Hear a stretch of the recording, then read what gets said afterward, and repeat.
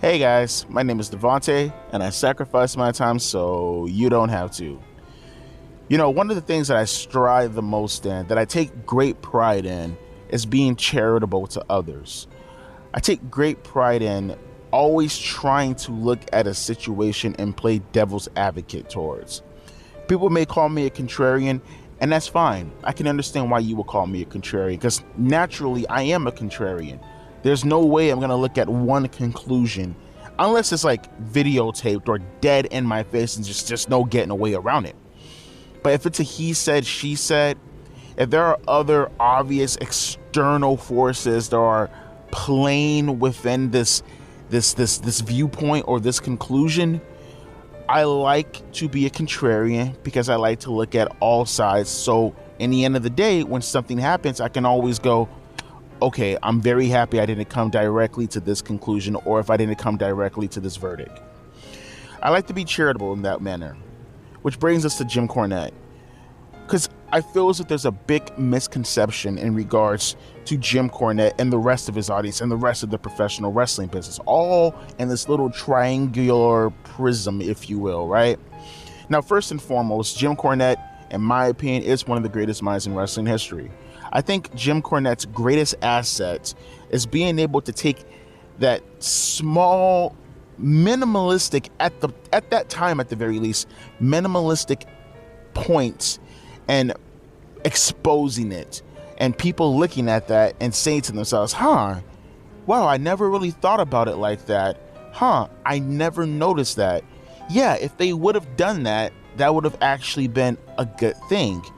But more importantly, it's the minimalistic things that happen very inconsequentially, if you will, like very, I want to say in increments, if you will. Like, you'll have something happening that Jim Cornette noticed in 1997, and it doesn't really seem that big of a deal until you get to 2023. And we had, at that time, a chance to stop it, and we did it because it was so, as I said before, minimalistic, and it wasn't happening so much. But again, it happened in increments, and it happened so few and far in between that gradually over time it started to happen more and more and more and more and more and more until you get to the point in 2023 where now it's taken over the business, right? And Jim Cornette's one of those guys where he pointed it out in 1997 and he said it was going to be a problem, and we all laughed at him. In 2023, it's now a humongous problem, and it's ruining professional wrestling. Such things such as doing high spots. And you may say to yourself, what the hell, high spots? High spots, for an example, is jumping outside of the ring and doing a vault and body press, right? High spots, for an example, is fighting in the crowd when it doesn't really need it necessarily. You're just doing it. But it's a high spot whether or not you want to do it. But that's my point.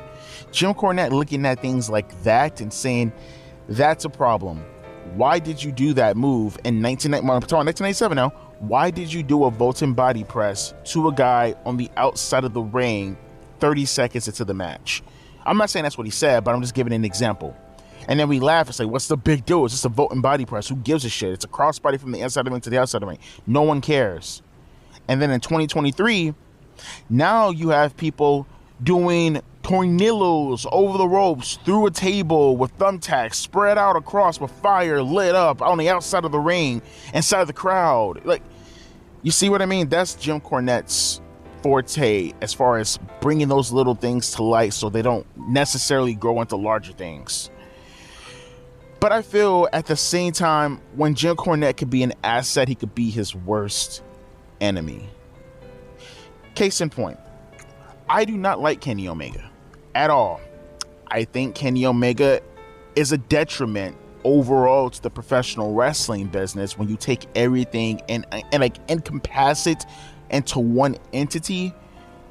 Yet, all in all, Kenny Omega, he is, for the most part, kind of a blot on professional wrestling, if you will, because of what he has brought to the table and what he has influenced on other newer wrestlers to feel that in order for the professional wrestling business to stride, in order for them to get over, they will have to do things such as high spots, as we talked beforehand, the match that he had with Jon Moxley, the stuff that he did in Japan where, you want the wrestling fans to believe that it's real while you're doing the most minimalistic things Whereas you have people like Kenny Omega, who was help bring up this new era in professional wrestling, where it's like, no, we're real. We're gonna hit each other for real, and we're gonna do all this while the professional wrestling fan thinks it's fake. That's the kind of thing that Kenny Omega has contributed to professional wrestling. But at the same time, there are instances, matches that he has had. Generally speaking, he's been a blot. But there have been instances where he has had very good matches that you will have to look at and say to yourself, that was fantastic. The tag team match between him and Hangman Adam Page versus the Young Bucks, for an example. Did they do too much? Yes, they did a lot. But at the same time, at least for that time period, at that time, judging it on this merit at that time, it was a good match. But a Jim Cornette probably wouldn't give it credit. He wouldn't dissect the match and tell you why it's bad and tell you this, tell you that, tell you this, tell you that. It would directly go into why Kenny Omega sucks. And it's not to say Jim Cornette wouldn't dissect it little by little, but I feel as if some wrestlers get a little bit of leeway and, hey, yeah, they can do that, they can do that, they can do that, they can do that, versus other wrestlers who can't do that because he hates them. That's where I'm getting at. It's like you're picking and choosing what can get over and what cannot get over, and it's not really based off of merit. It's not really based off of what you feel is bad or good. It's based off of what superstar is performing it. And that's where the misconception, and I feel like the lines get tangled up with Jim Cornette and his audience, because I feel like these people who follow Jim Cornette, it's like, on one hand, you should listen to Jim Cornette, obviously, because he's a veteran, he's a legend within the business, and he does say things that, again, you can sit back and you can like let him melt in your brain and, you know, like, hey, yeah, that makes a lot of sense. But then there are other times where maybe you shouldn't follow him. You shouldn't follow. I don't really care about the jock jokes and all that other kind of stuff, because we all have to be entertaining. We all do the jock jokes. That doesn't bother me. No one cares about that. If you're that offended by what Jim Cornette is saying from a joke standpoint, then get the hell out of here. I'm talking merely on a fundamental standpoint. Philosophically speaking, why would you listen to someone who's inconsistent in their beliefs? Not in their beliefs, and it's even worse because it's not even in the beliefs in regards to their value system when talking about professional wrestling, but inconsistent in the means that you will not give leeway to a wrestler when they are naturally doing something good because you hate him or you hate her. The same thing can be said about the Joshi wrestlers also, by the way, which we'll talk about in a minute. But it's not even that. You are willing to give leeway to superstars who are doing the terrible things you just judge this superstar over doing. You know, you got someone like an MJF, for an example. Jim Cornette praises the shit out of MJF. He really does. And there will be instances where he would take MJF to task. But then at the same time, he'll go right back to praising him like nothing happened. It's not judging on the instant. People are like, oh, well, Devontae, that's him judging on the instant. That's what you're... No, because that's my point. That's what you should do. You generalize that you like a superstar and you judge them based off of that premise. But then you have other superstars who do the right things all the time, who are safe workers. The Miz, for an example. Jim Cornette will not give The Miz the time of day because he doesn't like his look, right? Even though, for the most part, The Miz does things right. The Miz gets his opponents over. The Miz knows his role. I would like to think that if The Miz, I would like to think from a workaholic standpoint, and for how The Miz works, Jim Cornette would appreciate that in any talent. You can clearly tell The Miz gives no problems backstage. He listens, he accommodates, he helps, he gets people over at his own expense all the time. But because he doesn't look a certain way, Jim Cornette doesn't like him. And The Miz does not put himself into horrible situations all the time. Not as much as an MJF, for an example. As far as making the business look goofy and ridiculous, you can count on how many times is The Miz? I could probably count the zombie stuff with John Morrison. And really, that's off the top of my head. I can't really think of anything else. Everything comes at the expense of The Miz. But MJF has participated in bullshit all the time. The Adam Cole stuff, I would think that Jim Cornette is ripping his hair out seeing this foolishness. The stuff with Jericho, I would think that he's ripping his hair out thinking about that foolishness back in 2020 or 2021, whenever that happened. You know, that kind of shit right there, you would think would ruin the talents. It did for him when it comes to Kenny Omega wrestling a blow-up doll, wrestling or throwing grenades or exposing the business and Invisible Man. All the right reasons they hate those wrestlers, all the right reasons to say that they're a blot on the business, they should get the fuck out of here, completely agree. But why, when a wrestler makes a parody out of professional wrestling, as many times as MJF has done, for an example, they get leeway, they get a pass. But someone like The Miz doesn't do that even half the fucking time. A model professional wrestler, he doesn't get that leeway because you don't like how he looks. I'll do you another one. CM Punk. Perfect example. CM Punk. How many times have I heard Jim Cornette, and he's very wishy-washy on this, he understands, I think he even flat out admitted it, it's so much of a double standard, it's so much of a hypocrisy, and I wouldn't say that, take both of those out the way, it's so much of a contradiction that even he had to acknowledge it and just say, you know what, the wrestling business is exposed as is, let me just fucking continue to like it, because who cares? If no one's gonna play along with it, then I'm not gonna play along with it, but at the same time, it's still one of your main criticisms, and you still get pissed off when people do it. That's what I'm talking about. You got a CM Punk consistently. I have not heard a CM Punk promo in maybe a decade probably, that didn't involve him exposing the business, that didn't involve him shooting from the hip, brother. Like one of Jim Cornette's main concerns, I remember when he talked about the whole Montreal Screwjob stuff, and one of his biggest takeaways from Bret Hart was, well, Bret Hart, I don't really see him going out of his way to expose the business. He's not going to run to a newspaper or a local radio and talk about what happened during the Montreal Screwjob. And he did exactly that. And he was disappointed in Bret doing exactly that. But when it's a CM Punk who does it, for an example, well, he's one of his favorite fucking wrestlers, right?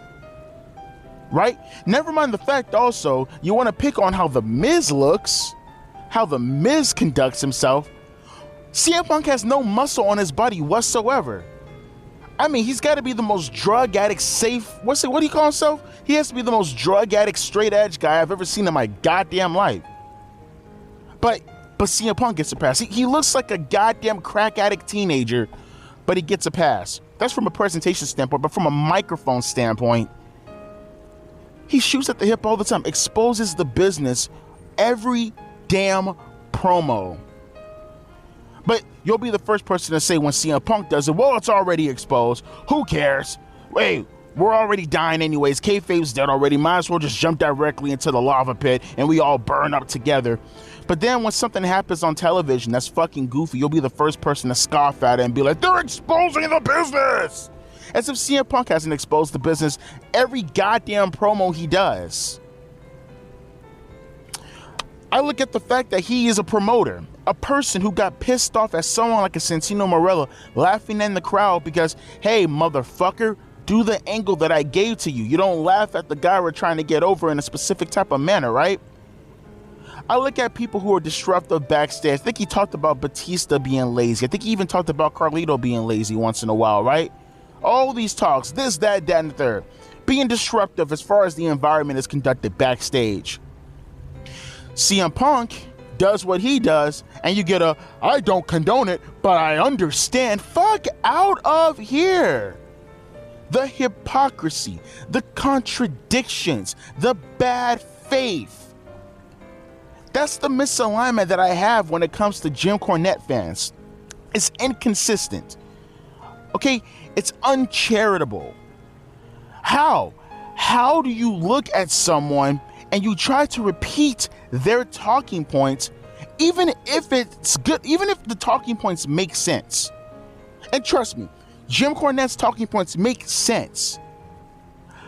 But with the credibility of a person who will say one thing that happens to be good, but a good thing he says, he doesn't apply it to a situation at all, or he goes out of his way to add caveats, after caveat after caveat, has to play the what about this? The classic whataboutisms. How do you take that guy's talking point and then try to say it, or try to make it, or try to say to yourself, well, you know what, maybe I should view the wrestling business in a similar manner based off of this guy's talking point, because he's supposed to have credibility as far as being a veteran in the business. But it's these same talking points that he won't use to the guys that are also hurting the business. So what I think is the things that you're seeing about these superstars by default comes back to you. How are you not contributing to the downsides of professional wrestling if the things that you're notating on are held in so high regard, yet you will not display it on a superstar who's doing it? I gave multiple examples already. You know, I think I said this earlier on, but the Joshi wrestlers, I can understand where he's coming from. I get it. You don't like how do you say this?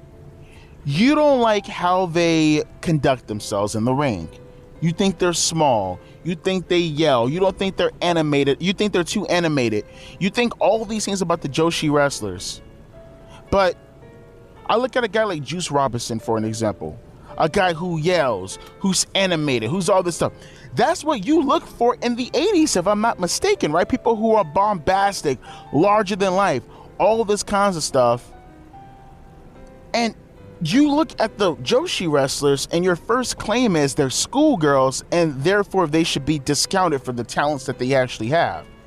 They wrestle in a manner of what you like to see, but you discount them because they're schoolgirls. You like the animated presence from how all the talents conduct themselves back in the days, including today, like a Juice Robinson who doesn't look intimidating at all.